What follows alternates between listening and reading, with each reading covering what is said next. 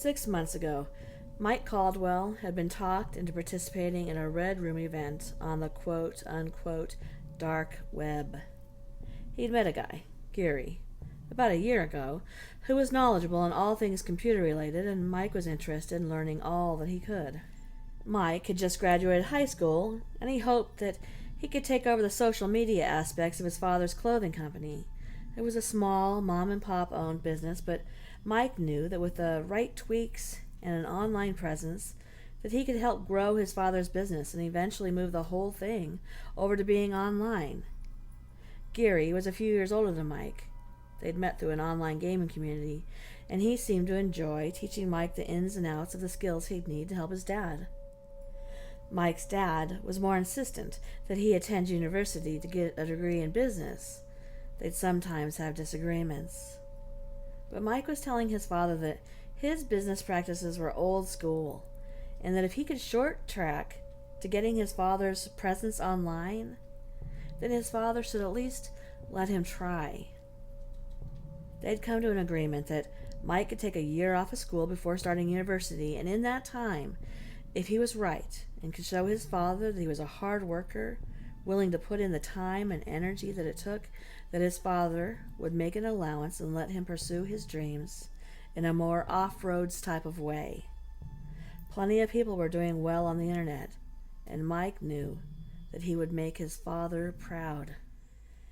Geary had already taught Mike how to set up an online storefront, and that was successfully taking orders, and he was engaging customers through Instagram and Twitter as well.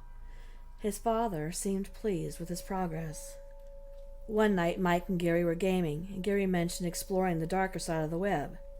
Mike had heard stories about what went on there and really wasn't interested, but Geary told him that he had something really special to show him. He directed Mike through some fun and seemingly harmless pages. Hidden cameras and watching people take control of co-workers' laptops while they were on it to prank them. Nothing like what Mike thought it would be until Geary sent Mike an invite to a red room.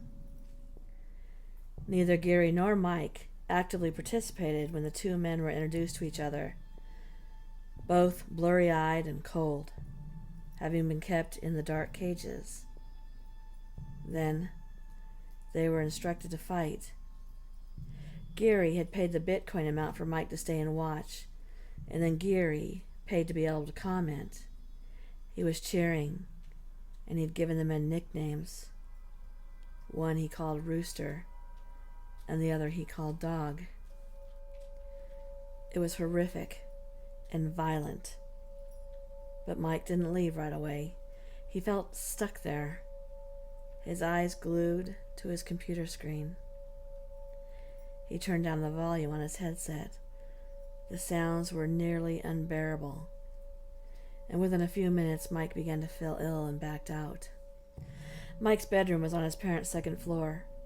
His room faced the street. The light streamed in from the lamp posts. His computer was on the wall facing away from the window.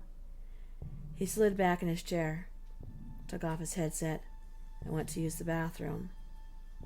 He felt dirty as he washed his face and brushed his teeth. He walked back into his bedroom feeling ready to go to sleep, but he noticed the bubbles popping up on his screen. It was Geary. Mike ignored him and went to bed. He didn't speak with Geary for a couple of days, and then, when he did, it was because they ended up in a room together in a game. Then once again the chatting came easily, and the Red Room incident started to fall away from Mike's mind. "Hey, Mike," wrote Geary. "Dude, you left the room the other night. You okay, bud?" he asked. "Yeah," Mike replied. "I guess that's just not my thing." Geary typed back, "You know, that's all play acting, right? Like wrestling? Those guys get paid really well. They're okay." Mike didn't know that and was suspicious that Geary was either lying or maybe he actually believed it. "Nah, man. It looked pretty real," Mike replied. "It's supposed to. They get paid the big bucks to make it look real. Listen, trust me. There were no men hurt in the filming of that fight. Okay, replied Mike. He wanted to believe his friend, and he did consider Geary a friend, though they'd never actually met. He had no reason to not believe him or to distrust him. Up until that night, he'd only been helping Mike to help his dad out, so Mike let it go and chose to believe that he was just being too sensitive. Tonight, Geary asked if Mike would want to go watch the, quote, wrestling match again, and Mike decided that he'd give it another go. Nothing strange had happened with Geary since then, and he'd come to believe that it probably was fake. He needed to believe that. So he agreed, but told Geary that if it was too creepy, he was going to leave. And Geary replied that was totally fine. No problem, dude. It's all good, he said into his mic. The two arrived at a red room named Suburbs. And as they waited, several people came into the room, and the chat became very lively. Suddenly, a voice came over the mic and announced that the room would be opening. The announcer gave the price to stay and another to participate. A notice popped up on Mike's screen that read he'd paid in full. Then a man walked into the room that was decorated like a person's living room. The man was probably in his 40s. He was wearing a suit, but you could see a tattoo on his left wrist. The rest probably hidden by the shirt and jacket. And he had an ear pierced with a diamond stud. His hair was slicked back. His face looked as though he'd spent some time in the sun. It was tan, thought Mike. He was neatly shaven, his shoes polished immaculately. Then he bent over and he picked up a small burlap sack and he placed it over his head. There were 2 eyes cut into the sack, and through them you could see this man's dark eyes looking out at you. He tapped the microphone on the mic stand. "Can everyone hear me?" he asked, and the crowd of people began typing onto their screen in cheers.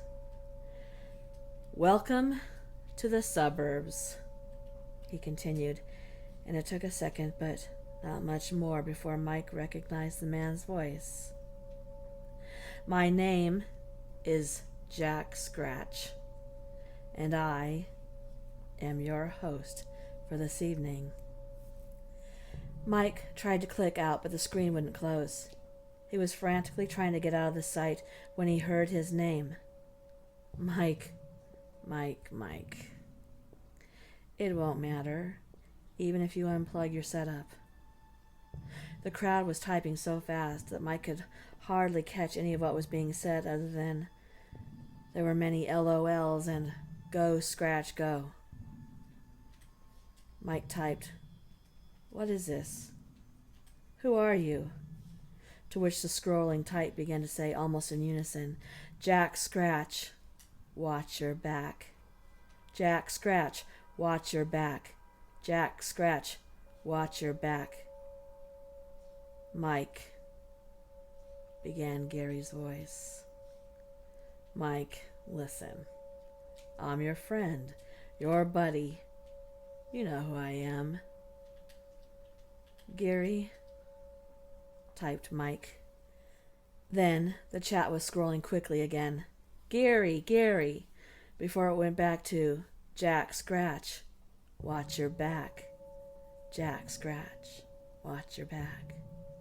Jack Scratch. Mike was feeling disoriented. He was confused and agitated, and it was almost as if he were trapped in a dream. When suddenly he saw on his screen his own back. Him, sitting at his computer. The view was from outside his window. He quickly ran over to the window and looked out. He couldn't see anything different than usual. He turned and looked at his screen, and sure enough, there he was, standing at the window. That's when he heard it. The bloody screams of his mother. Screaming for Mike's father to help, screaming for Mike. Then the silence. Before his father yelling for Mike to run. "Get out!" Mike went to the window and tried to open it, but it would not budge. He kicked it, and the glass cut his leg, causing him to bleed profusely. In his terror, the screen caught his eye. The crowd was typing, cheering. "Jack Scratch, watch your back. Jack Scratch, watch your back. Jack Scratch." Which is when he heard the noise. The scraping of something against the wall in the stairway, scratching at them slowly. And Mike was kicking out the window, kicking it, until finally the scratching was scratching at his bedroom door. Thank you for coming to my channel. If you've enjoyed this story, please don't forget to click the like button. Also, if you're not subscribed, please do that now. And if you'd like to be notified when my content is uploaded, please click that bell. Good night.